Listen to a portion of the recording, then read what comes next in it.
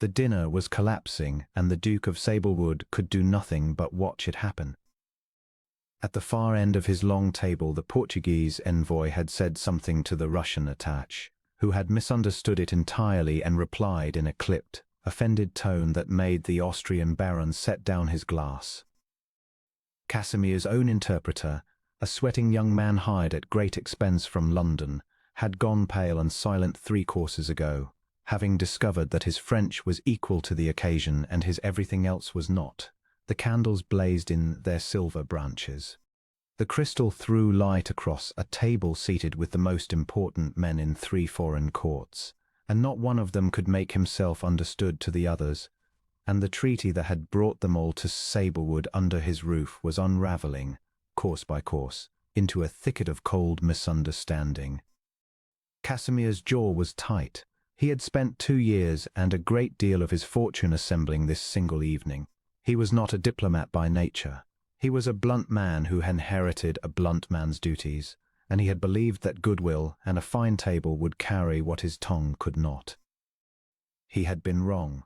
He could feel the evening slipping, the envoys retreating behind stiff smiles, and he had no idea how to call it back. And at the middle of the table, almost forgotten, sat his wife. He had nearly forgotten her himself. Theodosia had been at Sablewood 3 weeks, and in 3 weeks he had heard her speak perhaps a dozen sentences, each of them soft and brief, and instantly swallowed by silence. Her family had sent her to him in a plain travelling gown with a plain trunk and a letter from her father that he had found, on reflection, almost unbearably cold. "The girl is biddable," the letter had said, "and gives no trouble, being of a quiet and unremarkable understanding. She will not embarrass your grace," requiring little and expecting less. He had read it twice and felt something he could not name, a kind of second-hand shame, as though he had been handed a thing her own people did not value and asked to be grateful for the saving of their trouble. He had married her because the contract was old and the alliance convenient, and because a man in his position needed a wife and had no time to court one. He had expected a meek nonentity. She had given him no reason, in 3 weeks, to expect anything else. She kept the morning room. She did not chatter. She watched a great deal, with grey eyes that were the only striking thing about her, and she said almost nothing, and he had filed her away in his mind as a quiet, dull, harmless creature and turned his attention to matters that mattered. Now the Russian attaché rose, half out of his chair, his face dark, evidently believing himself insulted, and the Portuguese envoy spread his hands in baffled apology that only deepened the offence, and Casimir thought, with cold clarity, that within the minute his treaty would be dead and 2 years wasted, and there was not one soul at his table who could prevent it. Then his wife set down her fork. "Forgive me," Theodosia said. She said it in Russian. The attaché stopped, half-risen, and turned toward her. She did not raise her voice. She spoke a few quiet sentences, her tone even and unhurried, and Casimir watched the man's face change, watched the dark offence drain out of it and a startled, almost comical confusion take its place, and then something else. Respect. The attaché sank slowly back into his chair, listening. Theodosia turned to the Portuguese envoy, and in Portuguese, fluent, easy, faintly apologetic Portuguese, she said something that made him laugh, a surprised bark of relief, and answer her eagerly. She heard him out. Then she turned back to the Russian and rendered what the Portuguese man had said, plainly and exactly, and the misunderstanding that had nearly broken the table dissolved in the space of 3 sentences. Casimir did not move. He was not certain he was breathing. The Austrian baron said something then, leaning forward, testing a quick, dry remark in German, the kind a man makes to see whether the marvel is real or a trick of one lucky phrase. Theodosia answered him in German without a pause, and added something that made his eyebrows climb, and then she was speaking French to the man on his left and Italian to the man beyond him, turning down the table like a musician moving along the keys of an instrument, and the cold air of the room was suddenly, impossibly, full of conversation. She did not falter. She did not grope for words. She moved from tongue to tongue as easily as another woman might move from one guest to the next, and each man she addressed leaned toward her as though warmed at a fire, and the treaty that'd been dying 3 minutes before sat up and began, to breathe. Casimir watched his wife, his quiet, dull, harmless wife, the unremarkable creature her own father had been so relieved to be rid of, hold the whole of his ruined evening in her 2 hands and set it gently right, and he felt the floor of his certainty drop away beneath him. There was a Greek scholar near the foot of the table, an old man who had said nothing all evening, and who now murmured something low, almost to himself, in a language Casimir did not recognize at all. Theodosia heard it. She turned, and she answered the old man in his own ancient Greek, and the scholar's lined face broke open into pure astonished delight, and he pressed his hand to his heart and bowed his head to her as though she were a queen. 7 languages. Casimir counted them later, lying awake. That night he only knew there were a great many, and that his wife possessed them all, and that he had sat across a breakfast table from this for 3 weeks and seen nothing but a silent girl who gave no trouble. The dinner did not collapse. It became, instead, the finest evening of its kind that anyone present could remember. The envoys talked late and freely through her. Agreements that had seemed impossible at the soup were sketched out over the wine.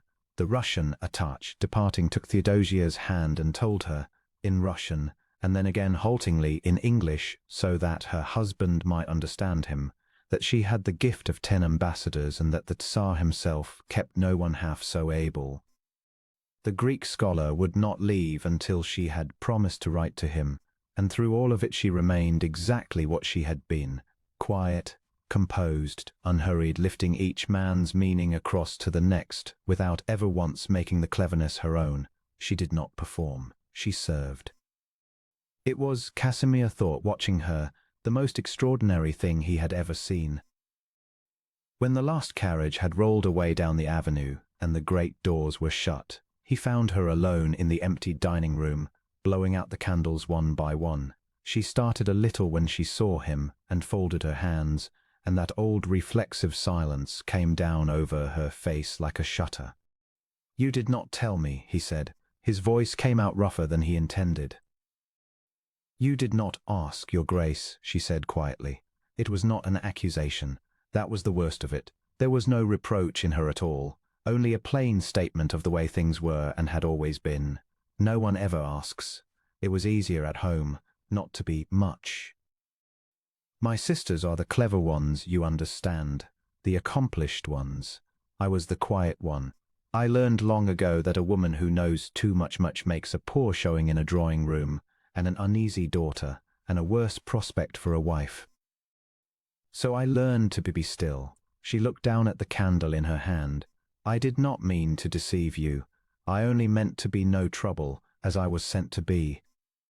Casimir crossed the room to her. He took the candle gently from her hand and set it down. "Where did you learn them?" he asked. "The languages?" A faint color came into her cheeks. "Books, mostly. My father's library was large, and no one minded what I read there, because no one expected me to read anything at all. The Greek I taught myself from an old grammar I found in the attic. The Russian came from a governess who stayed only a year before they sent her off. I would not let her go without learning all she knew. I had a great deal of time," she said, with the smallest, saddest smile, "and very little company. One must do something with the hours when no one wishes to spend them with you." He stood looking at her in the guttering light, and he thought of 3 weeks of silent breakfasts, of all the things he might have asked her and had not, of a girl who had sat in attics teaching herself the tongue of Homer, because the people who should have loved her could not be bothered to find out what was in her. And he felt a slow, deep anger, not at her, never at her, but at every soul who had looked at this woman and seen nothing, himself first among them. "They told me you were unremarkable," he said. "I know what they told you." She said it without bitterness, which made it worse. "It is what they have always told everyone. After a while one believes it. It is simpler to believe it." "Theodosia," He had never said her name aloud before, he realized. It felt strange and right in his mouth. Tonight you saved 2 years of my work and a treaty that 3 courts had given up for lost. You did it without raising your voice and without taking a particle of the credit, and the cleverest men in Europe bowed their heads to you over my own table. There is not a man in England who could have done what you did tonight. There is not, I begin to think, a man in England fit to fetch your books. He shook his head slowly. Unremarkable. I have never in my life been so wrong about anything. Her composure cracked, just slightly, a quick brightness in the grey eyes swiftly mastered. You are kind to say so. I am not being kind. I am being accurate. I find I have a great deal to be accurate about, where you are concerned, and 3 weeks of catching up to do. He paused. I should like to begin, if you would permit it. She looked up at him, and for the first time since she had come to his house, she did not look away. After that, everything was different, and the difference was made of small things. He moved her place at table. The far quiet seat became the seat beside his own, and the silent breakfasts filled day by day with talk, for he discovered, once he began to ask, there was no end to what she knew, and that under the long-trained stillness was a mind quick and dry and quietly funny, a mind that had been waiting all its life for someone to be curious about it. He asked her about Russia, and she told him things his ambassadors did not know. He asked her about the Greek poets, and she recited them to him by the fire, softly translating as she went, until the words ached. He brought her books, armfuls of them, in every language he could find, and watched her face when she unwrapped them, the disbelieving wonder of a woman who had never once been given a gift chosen for who she truly was. He gave her the great library at Sablewood for her own, with a key and a fine wide desk by the south window, and leave to send for any volume in Europe. He let it be known, quietly and then not so quietly, that the Duchess of Sablewood was the most accomplished linguist in the kingdom, and he watched with a fierce private satisfaction as the same society that had no time for the quiet Wren girl began to clamour for an hour of her conversation. Foreign ministers wrote to her.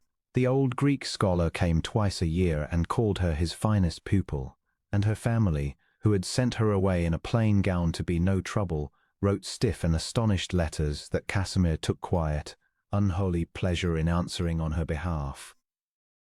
But it was not her brilliance he came to love in the end, though he was endlessly proud of it. It was her.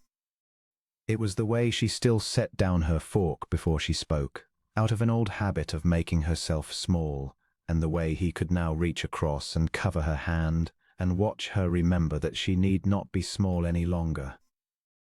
It was the steadiness in her, the deep unshowy kindness, the patience of a soul that had learned in a hard school to expect little, and had never once grown bitter for it.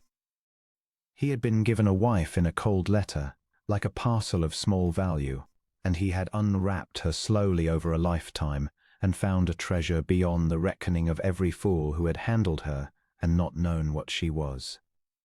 One winter evening years on, he found her at her desk by the south window, a dozen open books around her and her pen moving, and he stood a while in the doorway only to look at her, the lamplight in her hair, the loose strands she never could keep pinned, the quiet absorption of a woman entirely at home at last in her own gifts and her own house and her own life.